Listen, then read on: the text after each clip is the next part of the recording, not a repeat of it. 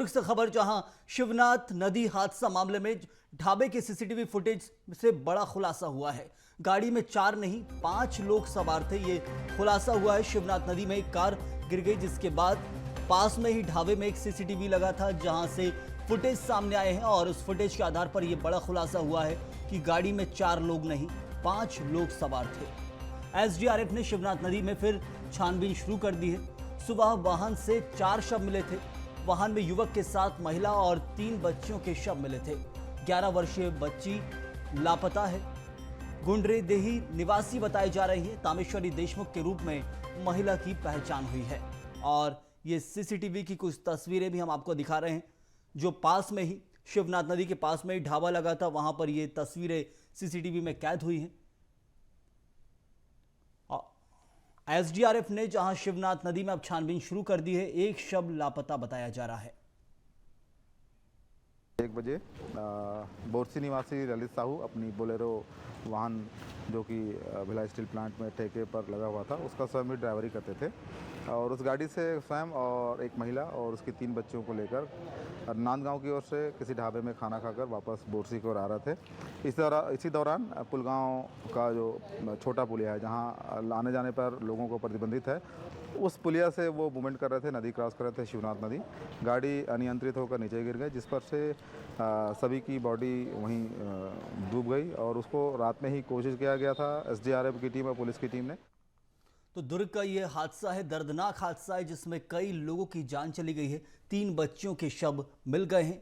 साथ में ही वाहन में युवक के साथ एक महिला 3 बच्ची सवार थे, लेकिन 11 वर्षीय बच्ची अभी लापता बताई जा रही है और इस पर हम आपको ज़्यादा विस्तार से जानकारी भी देंगे। लेकिन सबसे बड़ी चीज़ जो खुलासा हुआ है, वहाँ पास में एक ढाबा था, वहाँ पर सीसीटीवी फुटेज में ये कुछ तस्वीरें कैद हो गई हैं, जिससे पुलिस को और ज़्यादा जानकारी मिल सकी है।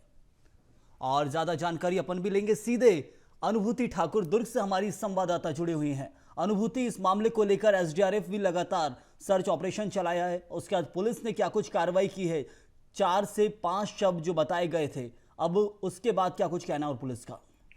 देखिए, सुबह ये एक बड़ी कार्यवाही हुई है। दरअसल रात में ये बड़ा हादसा हुआ था और जहां पर बुलेरो जो है पानी में गिर गई थी। प्रत्यक्षदर्शी ने जब इसकी सूचना पुलिस को दी, जिसके बाद टीम पहुंची। एसडीआरएफ की टीम ने घंटों की मशक्कत के बाद सुबह शवों को बाहर निकाला।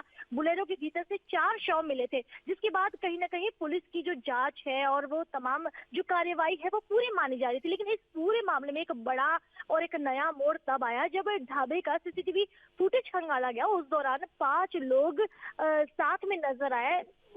तो ये मालूम चला कि जो 11 वर्षीय बच्ची है लापता है।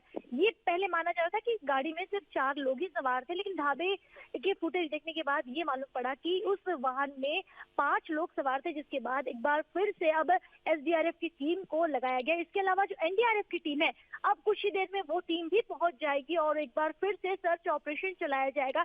जो 11 वर्षीय बच्ची लापता बताई जा रही है, उसकी खोजबीन की जाएगी। महत्वपूर्ण बात यह है कि जो युवक है वो दुर्ग का रहने वाला है और इसके अलावा जो महिला है वो गुंडर देही की बताई जा रही है और वो बच्चियां भी उस महिला की थी।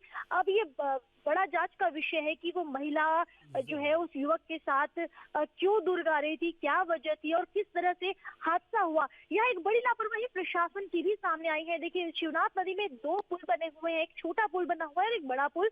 और जब तेज बारिश आती है उसके बाद जो छोटा पुल है वो जलमग्न हो जाता है और पिछले 2-3 दिन से लगातार दुर्ग जिले में बारिश हो रही है, जिसके बाद शिवनाथ नदी का जल स्तर बढ़ गया है।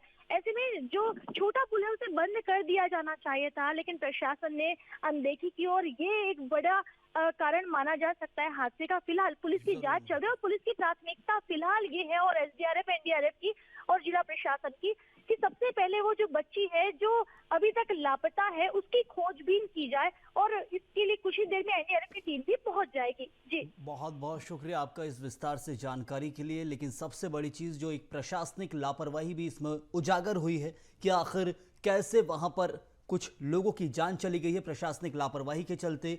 मौके पर जो जिम्मेदार हैं उनके ऊपर भी कार्रवाई होना चाहिए। लेकिन फिलहाल अब एसडीआरएफ से एनडीआरएफ पूरा मोर्चा संभाल लेगी, एक शव की तलाश की जाएगी।